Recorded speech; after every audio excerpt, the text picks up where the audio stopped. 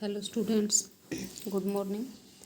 आज का जो हमारा चैप्टर है वो है algebra of linear transformations. Okay, algebra of linear transformations का क्या मीनिंग है कि हम जैसे हमने पहले लीनियर ट्रांसफॉर्मेशन पढ़ा था, अब प्रूव करेंगे कि sum of two linear transformation is again a linear transformation and product is also a linear transformation. Okay, तो सम ऑफ लीनियर ट्रांसफॉर्मेशन को कैसे डिफाइन करेंगे? Let T1 U2V and T2 U2V be two transformation where U and V are vector spaces over the field F. We define the sum of T1 and T2 by T1 plus T2. T1 plus T2 U2V such that T1 plus T2 U is equal to T1 U plus T2 U where U belongs to capital U. तो ये हमारे पास क्या हो गया?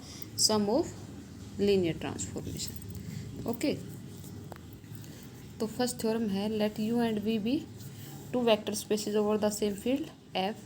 If T1 U2V and T2 U2V be two linear transformation, then first T1 plus T2 T1 plus T2 is also a linear transformation from U to V.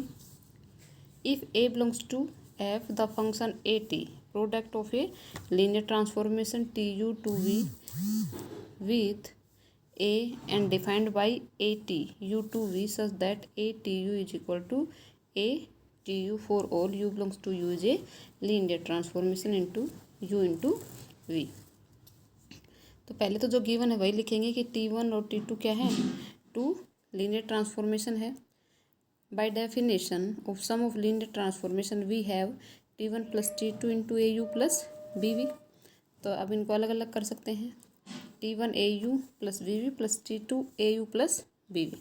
अब T1 T2 linear transformation है, then by definition हम इसको इस type से लिख सकते हैं. तो इन दोनों से A कॉमन आ जाएगा, लिख सकते हैं T1 plus T2 into U plus इन दोनों से B कॉमन हो जाएगा तो T1 plus T2 into V. तो हमारे पास क्या होगा? T1 plus T2 is a linear transformation from U to V. Again AT U to V defined by ATU is equal to ATU for all U belongs to U. We have BC belongs to F and UV belongs to U. Then AT BU plus C, क्योंकि AU plus BV पहले ले चुके थे तो next scalars ले लिया हमने B और C. अब इसको सोल्व कर देंगे. A को बाहर रखा, T को अंदर अप्लाई कर दिया, फिर A को बाहर रख के और T लीनियर ट्रांसफॉर्मेशन था तो B कॉमन आ गया और C भी बाहर आ गया. तो यहाँ से क्या हो गया? ABTU plus ACTV. AB को हम BATU लिख सकते हैं प्लस CATV. अब हमने B कॉमन ले लिया, ATU प्लस CATV, तो BATU प्लस CATV. तो क्या हो गया? AT जो हमारा था वो U से V तक क्या हो गया? Linear transformation. Okay, next theorem है let U and V be two vector spaces over the same field F. If T1 U2V and T2 U2V be two LT, then rho T1 plus T2 less than rho T1 plus rho T2. तो रो क्या define कर रहा है यहाँ T1 और T2 के लिए? Dimensions. Okay, तो कैसे प्रूव करेंगे? लेस देन इक्वल टू दिखाना है. The sum of T1 and T2 is defined as T1 plus T2 U2V such that T1 plus T2 U is equal to T1 U plus T2 U such that U belongs to U. Let V belongs to T1 plus T2 U be arbitrary. Then there exist a vector U belongs to U such that V को हम लिख सकते हैं T1 plus T2 into U. इसको अलग करेंगे तो T1U plus T2U, तो V belongs to T1U plus T2V. तो हमारे पास यह क्या हो गया? T1 प्लस T2U कंटेंड इन T1U प्लस T2U. तो यहाँ से क्या हो गया? Dimension of T1 plus T2U less than equal to dimension of T1U plus T2U. This implies dimension of T1 plus T2U less than equal to dimension of T1U plus dimension of T2U. तो इस dimension को हम रो से denote कर देंगे, rho T1 plus T2 less than rho T1 plus rho T2, क्योंकि हमें पता है dimension of W1 plus W2 less than equal to dimension of W1 plus W2। तो ये हो गया हमारा। अब नेक्स्ट है product of two linear transformation. Okay, तो कैसे डिफाइन करेंगे? Let you V W be three vector spaces over a field F and let T1 U2 V and T2 V2 W P two linear transformation we define T2 T1।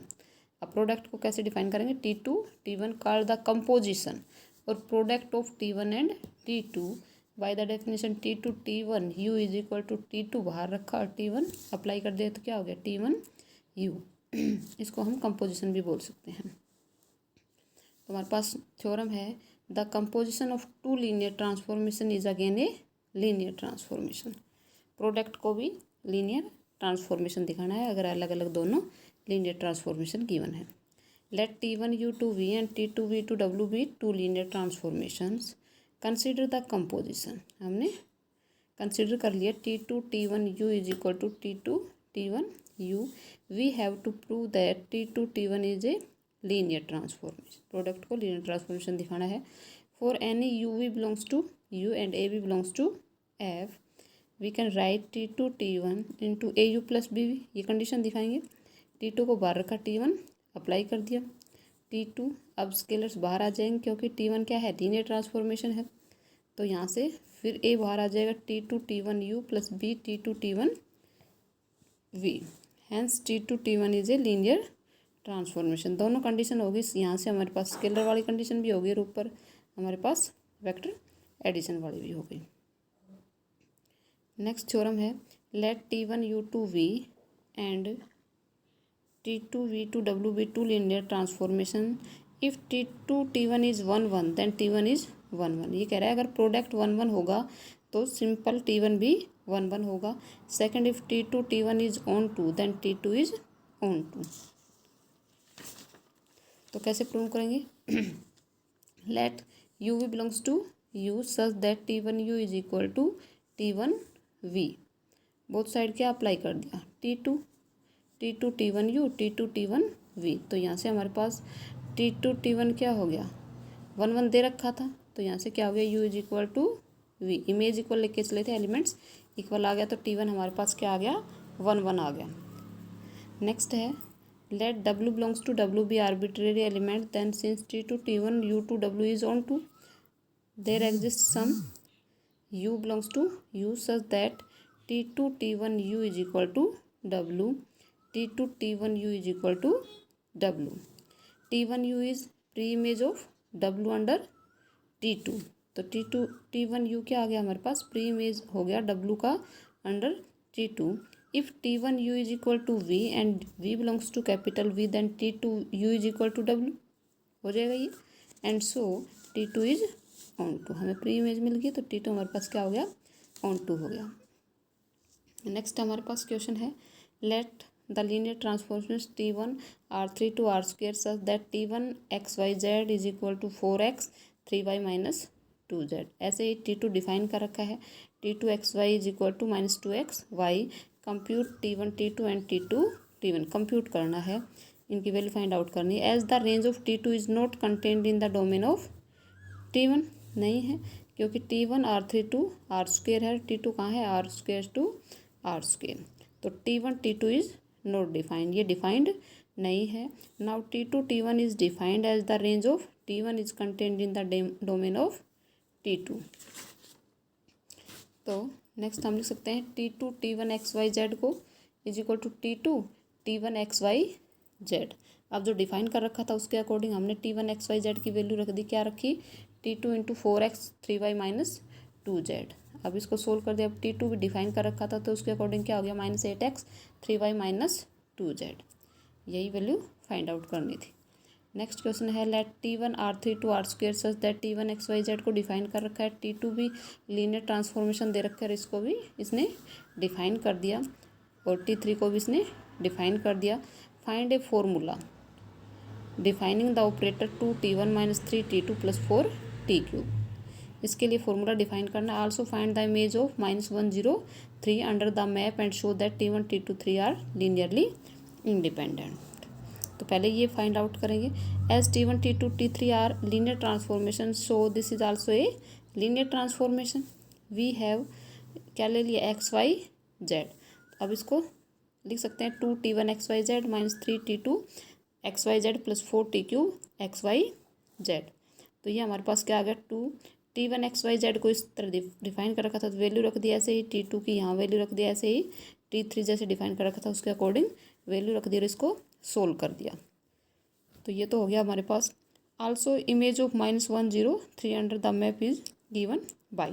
तो यहाँ हमने XYZ की जगह -103 ले लिया और तब इसको सोल्व किया तो इसकी वैल्यू क्या आ गई, 1 - 3। Okay, we shall now show that T1 T2 3 is linearly independent. Linearly independent के लिए इसका लीनियर कॉम्बिनेशन लिख दिया, this is equal to 0 where ABC belongs to R operating the transformation on 1 0 0। We get, तो हमारे पास क्या आ गया, जब इसको सोल्व किया तो हमारे पास क्या आ गया, AT1 plus BT2 plus CT3 1 0 0 के अंडर क्या आ गया, 0 1 इंटू 0 0 0 0 को हम इस टाइप से लिख सकते हैं। तो AT1 1 0 0 plus BT2 1 0 0 plus CT3 1 0 0, this is equal to 0 0। अब जैसा डिफाइन कर रखा था उसके अकॉर्डिंग वैल्यू रख दे रहा, हमारे पास दो इक्वेशन आ गई, A + 2B is equal to 0 and A + B + C is equal to 0। Again हमने क्या ऑपरेट कर दिया, XYZ की जगह 0 1 0, फिर इसको ऑपरेट कर दिया तो हमारे पास ABC तीनों क्या आ गए, 0।